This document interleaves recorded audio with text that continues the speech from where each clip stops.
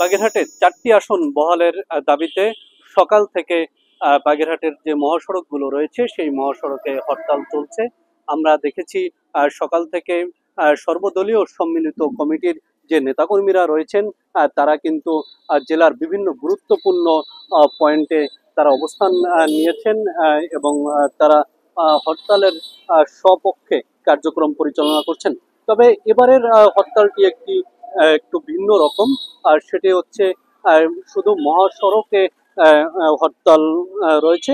মহাসড়কের বাইরে যেসব সড়ক রয়েছে, গ্রাম্য সড়ক এবং উপজেলা ইউনিয়ন পর্যায়ের সড়ক, সেই সড়কে কিন্তু তারা সড়ককে হরতালের আওতামুক্ত রেখেছে। তবে আমরা দেখেছি সকাল থেকে বিভিন্ন সরকারি অফিসের সামনে নেতাকর্মীদের অবস্থান। এই মুহূর্তে আমি বাগেরহাট জেলা প্রশাসকের কার্যালয়ের সামনের যে প্রধান ফটক, সেই ফটকের সামনে রয়েছি। আপনারা দেখছেন এই ফটকে কিন্তু তালা দেওয়া রয়েছে এবং এখানে কিছুক্ষণ আগেও সর্বদলীয় সম্মিলিত কমিটির নেতাকর্মীরা ছিলেন।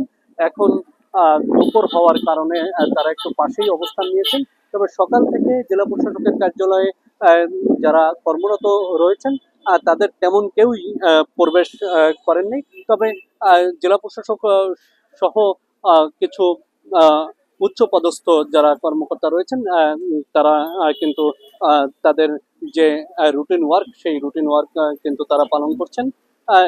এছাড়া আমি যদি আপনাদেরকে জানাতে চাই, বাগেরহাটে এই যে ব্যাপক আন্দোলনের ব্যাপকতা কেন বিস্তার করছে, সেটি হচ্ছে গেল 30 জুলাই নির্বাচন কমিশনের যে বিশেষ কারিগরি টিম, সেই টিম বাগেরহাটের 4টি আসনের একটি আসন কর্তন করে 3টি আসন করার প্রস্তাব দেয়। এরপর থেকে কিন্তু বাগেরহাটের যারা সাধারণ মানুষ এবং বাগেরহাটের রাজনৈতিক নেতৃবৃন্দ ক্ষোভে ফেটে পড়েন এবং এরপর থেকে একের পর এক আন্দোলন চলছে। নির্বাচন কমিশন অথবা সরকারিভাবে কোনো ধরনের কোনো আমাদের সাথে আলোচনা করার, কোনো আশ্বাস দেওয়ার কোনো উদ্যোগ গ্রহণ করা হয়নি।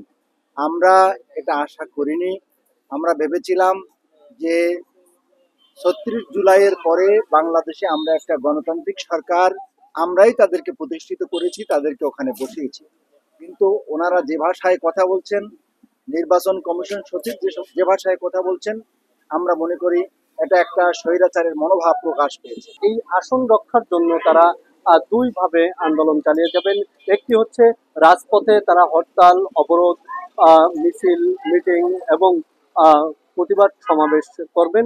সেই সাথে সাথে তারা কিন্তু উচ্চ আদালতে রিট করার প্রস্তুতি নিয়েছেন এবং এখানকার যারা নেতৃবৃন্দ রয়েছেন তারা জানিয়েছেন যে আগামী সপ্তাহে সেই রিটের শুনানি হতে পারে বলে তারা আমাদেরকে জানিয়েছেন। বাগেরহাটের জেলা প্রশাসকের কার্যালয়ের সামনে থেকে এই ছিল আমার কাছে বাগেরহাটে 4টি আসন বহালের দাবিতে হরতালের সর্বশেষ খবর।